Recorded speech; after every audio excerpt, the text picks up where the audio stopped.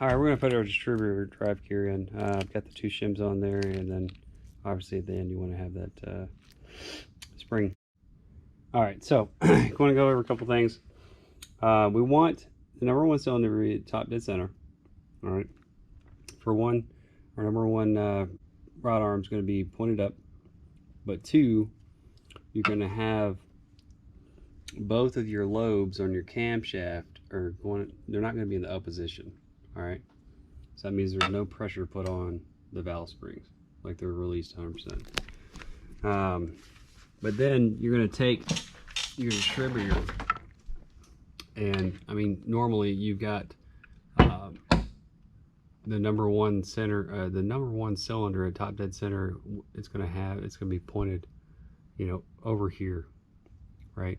It's not the end of the world. You just need to make sure everything's in the right order when it's fully installed and stuff. It'll work out, but that's just the way it always is, and that's what I'm used to. So that's how I'm going to put it. So as soon as I push this in, I'm going to install my distributor to where this is pointing out. So you want to make sure that gear right there is matching up with the gear right there.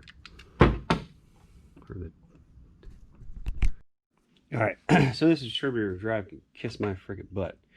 It's been a ginormous pain in the butt. So I've seen some videos where people, you know, they put them in with the crankshaft in, but you have to put the washer, the shim stack up in first.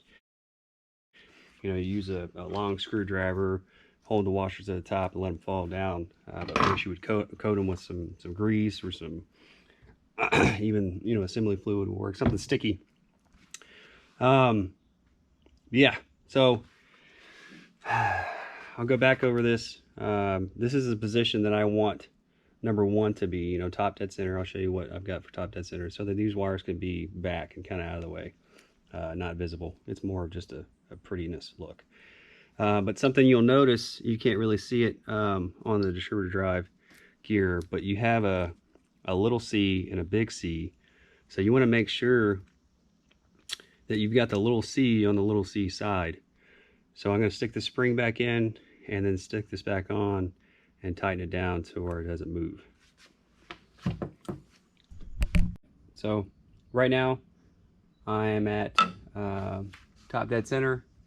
The lobes are down for the number 1 cylinder, and I'm facing out. I mean, that's good enough for me. We can work with that. All right, so after you're done, you know, position your distributor the way you want it, getting all that stuff set up, just tighten this nut for this one. I'll show you what the stock one looks like.